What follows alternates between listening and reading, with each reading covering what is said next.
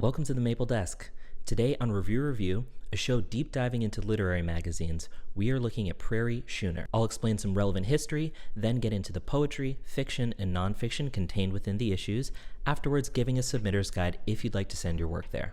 Let's get started. So the day after I shot this video, I looked up how to pronounce it, and it is Prairie Schooner. Unfortunate slip up. What are you gonna do? First video. But yep, it's Schooner. Relevant history. Prairie Schooner is like a lot of literary magazines that is inextricably linked to academia. So PS was originally started through the University of Nebraska-Lincoln's English department about 100 years ago in 1927. Strangely, through its long run, Prairie Schooner has only had 7 editors, its 7th editor taking up the mantle in 2025, the year that I reviewed. The new editor is Timothy Schaefert. He's best known for his literary fiction that has all those kinds of accolades that you'd want in a career. He's taught at UNL since 2005, and it's my presumption that he's going to be sticking around as the new editor-in-chief for quite some time. So my methodology for reviewing Prairie Schooner was to look at a year's worth of work. For them, that meant looking at 4 issues since they're a quarterly magazine. The process was very easy. I just went through their website. It was shipped out the next day. No problems when it came to shipping and fulfillment, which is always nice. I'll be going through the issues by subtype of writing, and my method is to call out the stuff that really spoke to me. So in my own grading system, 1 star means I really like this, I was engaged by this piece, and a 2 star is wow, I was blown away by this, I think I could teach this, I could study it to learn and get better at my own work. And that's the kind of stuff I'll be mentioning through here. I don't see a tremendous point in calling out the stuff that just didn't call to me. And also, like, why put someone down? It's so hard to get published. If I want to put out support for the community and recognition, that's a lot more what I'm trying to do here. With all that said, let's finally get into the writing, starting with the poetry. Issue 1 kicks off with a lot of really spectacular poetry. Stuff that's a 1 star for me, I'll kind of give more of a general description, and the 2 star stuff, I'll stick around a little bit longer, explain in a little bit more depth why I was so taken by the work. First poem that connected with me was Dear Dear by Adri Rose. It's this very beautiful prose poem. It's written in the second person, and it really just kind of puts you in the shoes of the kind of concrete realities and stakes of life. Next, we have Patrick Kindig with his poem By Night. It's a naturalist poem. It has a wiggly kind of shape to it that mimics the worm that is being discussed in the poem. Next, we have 8 Estrangements by Cindy Tran. This is a poem that has a lot to do with linguistic discovery. In terms of its shape, it is a numerated poem with short verses or stanzas. There is English language in the poem, but there's also some Chinese characters. And a quick note with names, and I think this is a good sign. There are names in here that I've never seen or pronounced before, so I'm gonna give it my best try. If I'm wrong, let me know. Gently nudge me towards the right answer. That's all good. The next poem is Your Father Builds You a Wing by Funmi Gaji. And this is a riff on the classic Icarus Greek myth. It's one of, I believe, 2 or maybe even 3 Greek riff themed poems that I'd read, and this might just be a convention of poetry. I'm more familiar with prose, but I did find it interesting that I saw that pattern in the issues that were published. It gets us to a moment of contemplation in a story that we already know so well and brings us very close into a moment. We have my first favorite I want to call out, The Existence of a Woman as a Blood Sacrifice by Grace Olufemi. Since it's such a short poem, I feel it would be best served if I could just read it to you. The Existence of a Woman as Blood Sacrifice. When a little girl asks me what a woman is, I tell her the truth. A woman is a blood sacrifice. She came out with so much blood, even her mother grimaced at the sight of it.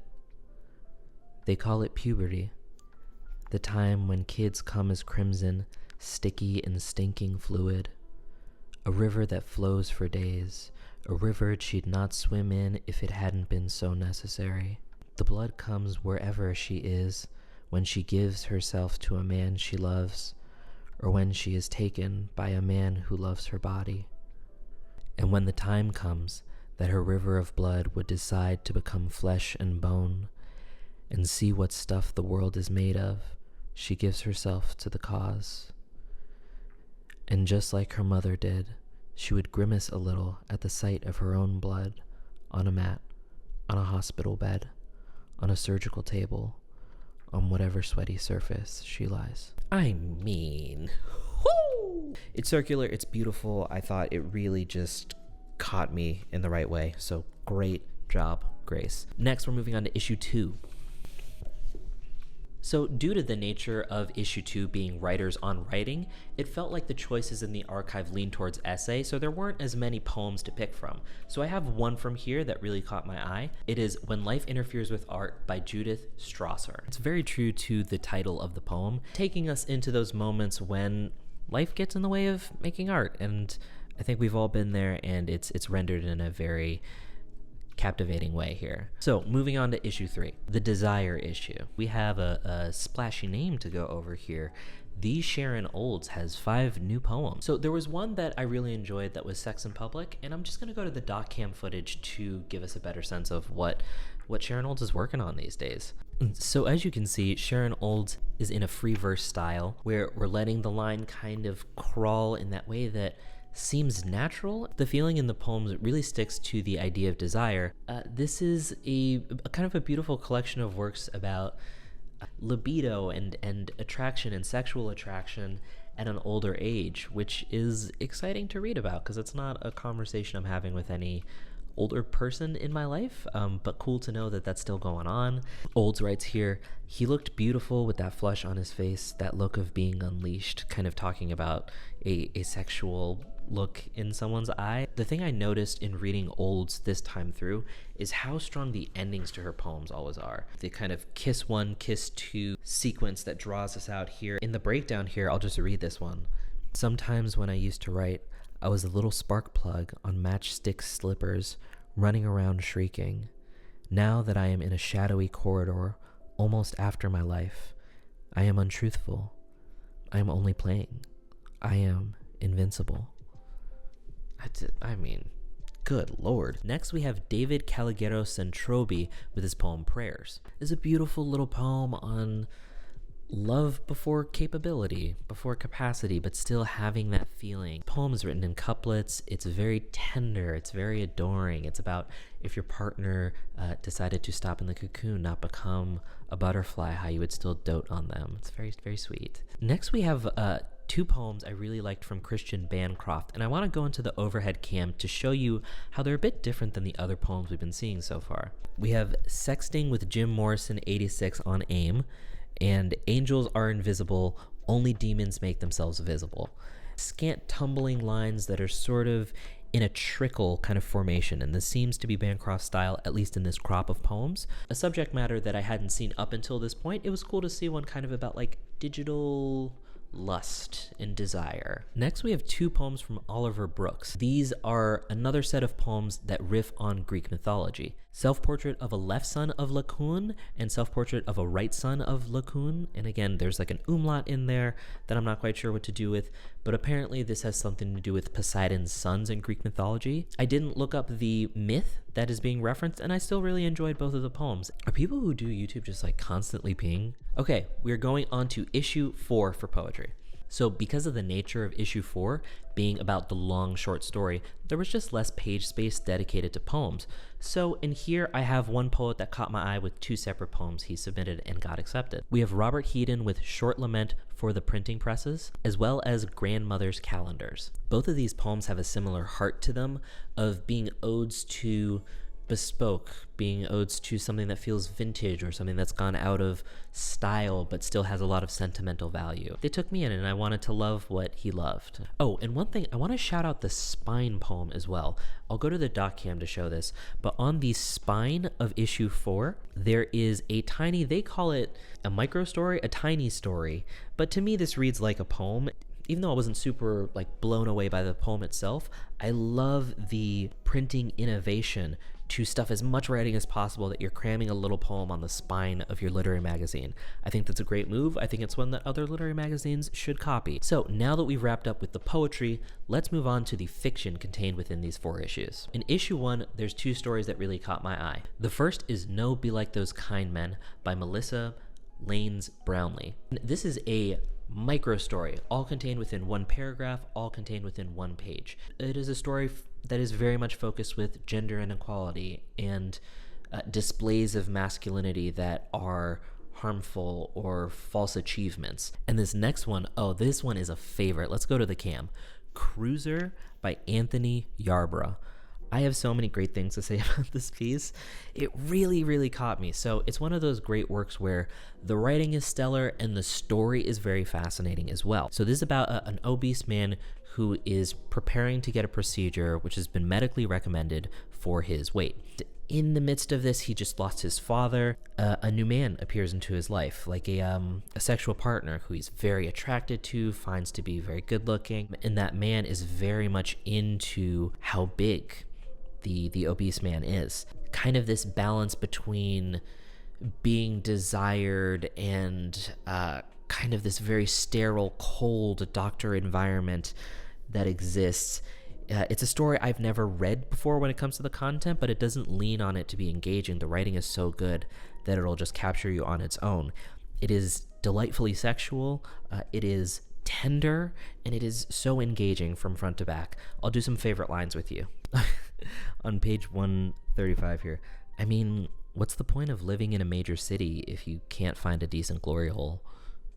Like, what's always bonus points for a story that can make me laugh. An indescribable smell gathering in the toilet, vivid and putrefied, and mapped itself onto my sinuses, an olfactory scar. Ooh, whatever school is employing him, who has him as a lecturer, stop messing with my guy Anthony, all right? Give him some job security, give him a raise. This is really good.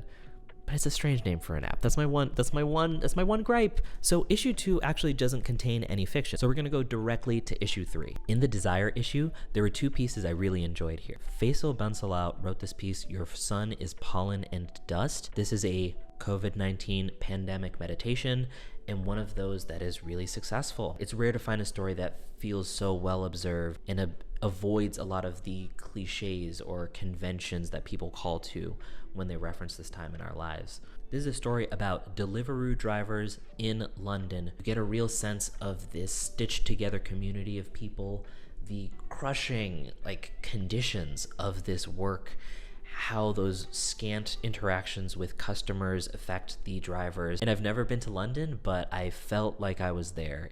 Also from issue 3, we have Lane Michael Stanley with Heel, Toe, Grapevine, Twist, and Hide. I nailed it. I should have believed myself. That was gonna be lunge. Why lunge at the end? Twist and lunge. This is a story about a older queer man in Oklahoma City who is divorced but lives in a split house with his divorced husband, and that's not even what the piece is about. That's just some really interesting color. And there is a younger queer man who's kind of blowing through town, is on their way to California to do something with video or streaming or apps, a young person, and there's this tension between someone who's a little bit over life is feeling a little curmudgeonly, and it's just they're just can you be young somewhere else? You're bothering me. It's a piece that is smarmy in a way that is really delightful to read. I'm not mad at the narrator, even though they're surly, which is always so hard to pull off. There's one story from issue 4 that is an absolute favorite for me that just stunned me as I read each page. This is Faith by Dominic Russ Combs. This is a story, it starts off with a young boy, who is our narrator, and his bully, Ricky. And this bully, Ricky, falls for the boy's mother. And Ricky professes his love to the narrator's mother, and it has this odd, ripple and shame that happens after this moment. And in some sense of trying to pay justice, he drinks Drano and dies. And this is something that the mother has a very difficult time absorbing, that this happened. And she's already with her husband, who's kind of a middling preacher who's in the shadow of his father, and she just looks for a faith as intensive and encompassing as she is looking for. I'm so dazzled when we obfuscate fireworks. Man, some favorite lines. Okay, here on 86. So this is a moment where the mom finds out that Ricky has died. You're seeing this again as the little boy narrator, and his mother is trying to get to the creek, and her father is trying to calm her or contain her, and she just cannot be stopped. The left shoulder strap of her dress tore free. I kept thinking they were going to stop once they saw me, but they didn't. I couldn't speak. My mother swatted away my father's hand the second he recovered his balance. She didn't try to pull the strap back up or anything. She was that determined to make it to the creek. Ugh, man, I love the action of swatting away the father's hand. I can just man, this description of his mother at 92, so many good lines. Her eyes seemed uncolored by her mind. Every part of her was apart from the rest. I was too terrified to confirm this, but she knew that I saw. Whew. Man. Oh, and you know what's cool here too is in the issue 4, they have these author's notes where an author gets like a paragraph or two to talk about their piece. And I really liked Combs's author note here. Very informative, and it gives like a little behind the scenes of some storycraft he's putting together. I'm so glad that I caught this. I missed one of my favorites in issue 4, which is a poem by Lolita Stewart White called This is Isaac Hayes. This is a favorite. This poem feels more experimental in form than the typical poem that I'd seen published in Prairie Schooner. You can see here that the poem doesn't have any sort of adherent structure to it. It is free verse, we're bopping around a little bit. It's definitely about Isaac Hayes, the music, what that evokes within the author, but it's also riffing on this idea of God, and God in a nebulous sense of a greater controlling force. You can see here on the second page, we get really to this idea of using white space for pausing as well as pacing. This is a great poem that I really enjoyed.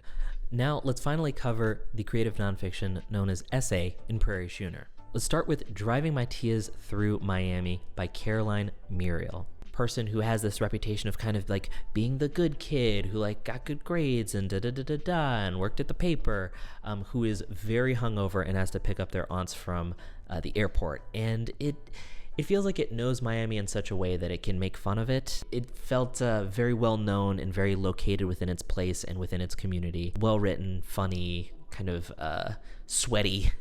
Let's move on to issue 2 now. The first piece I want to highlight is from the editor-in-chief himself, Timothy Schaeffert.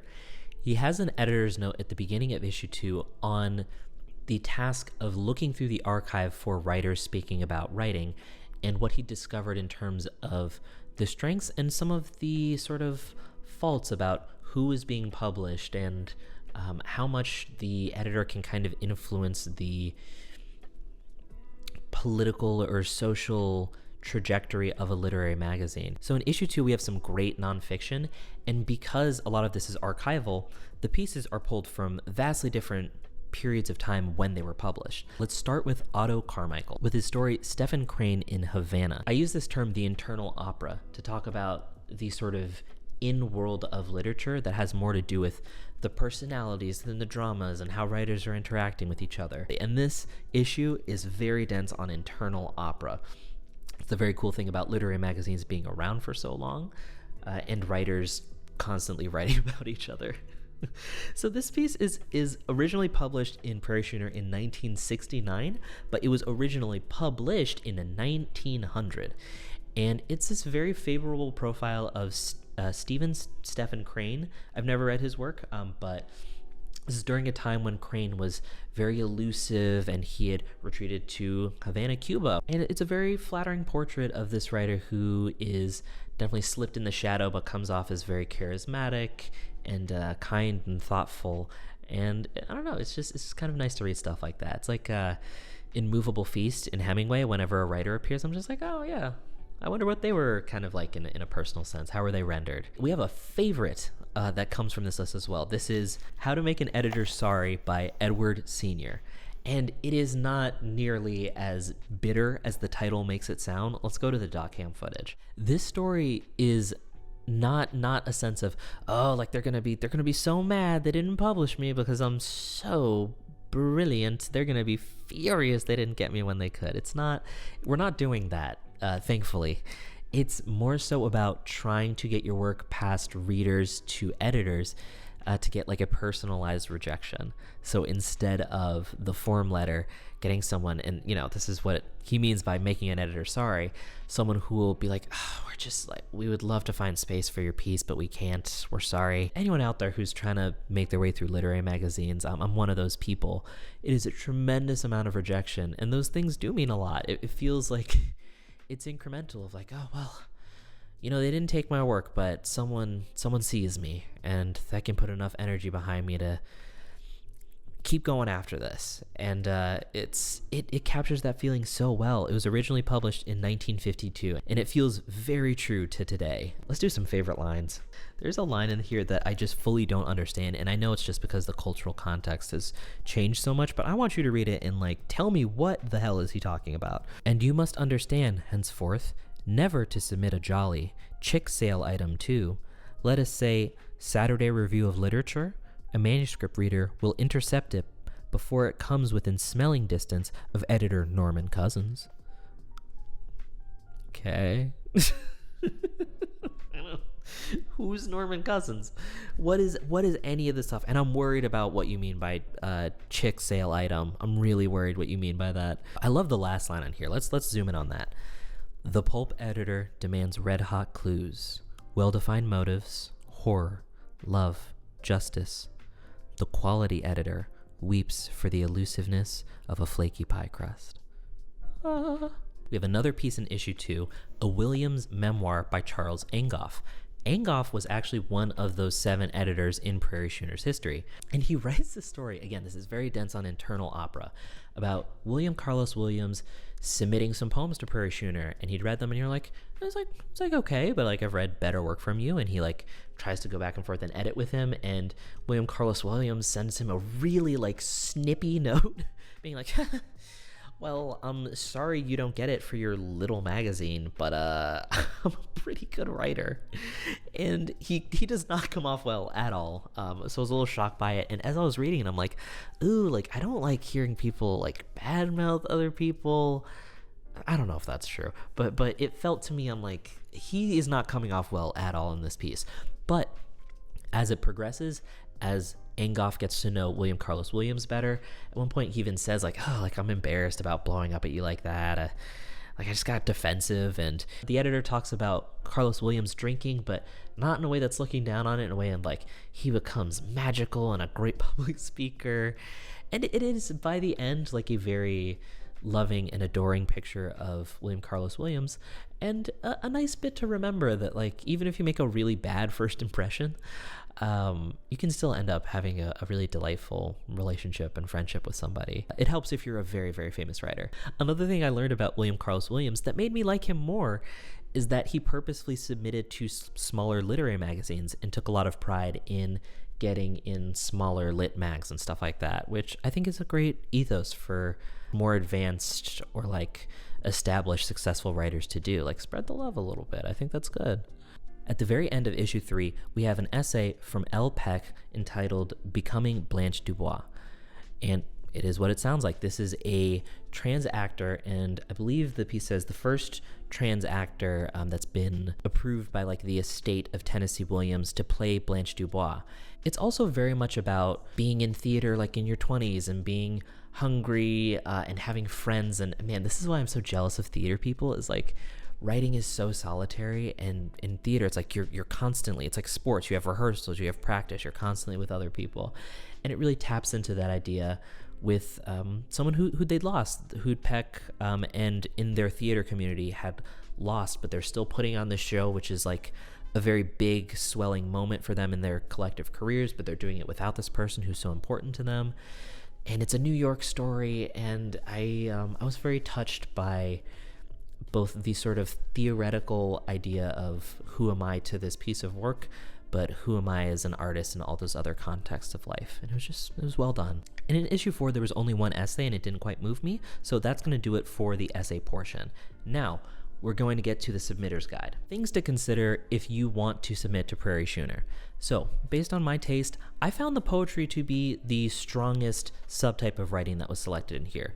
There was a variety, a real array of voices and forms that really caught me. I'd say if I had to describe the poetry, it leaned a little bit more conventional, traditional in terms of subject matter, voice, but again, there is variance to play with. I think it's a slight lean, if anything, and my assumption is they just kind of want the best stuff that's out there, and there isn't sort of a specific style they're looking for. A thing to really remember about Prairie Schooner is they really stick to the theme of their issue. It was very clear as I was reading the Desire issue that they were looking for, or maybe even editing towards this idea, But if you're looking to submit, I would highly suggest looking at what the issue theme is, because that is a very strong determining factor into what ends up in Prairie Schooner. They don't have any submission fees, which is awesome, but it's also not a paying market. You're going to get like complimentary issues, but no sort of payment per word or anything like that. I'm going to put in the rankings through Clifford Garstang and Erica Krause, but with the caveat of like, hopefully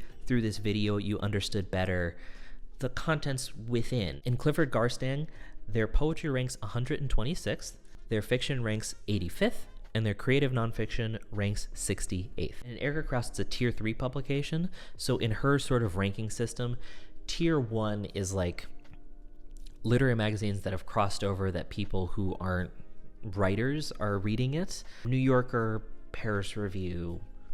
In tier 2, you get your like top of the top, most respected literary magazines, Kenyon Review, Plowshares, places like that. Tier 3, the next click below it. Still really great stuff being published. I found a lot that I really enjoyed in here.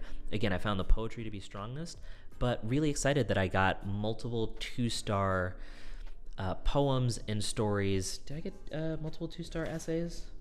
I got 1. You know, another thing that I would highly suggest is Prairie Schooner has one of those meet the editors pages. Sometimes they'll even just tell you like, hey, here's the stuff I look for, and they'll be elusive answers. They won't be like very concrete, because I think they don't want to be limiting. I think they want just kind of the best stuff that comes to them. But read through those. Sometimes they'll tell you what they like reading or what they like writing. So that is going to do it for the video covering Prairie Schooner. Thank you so much for watching, and happy reading.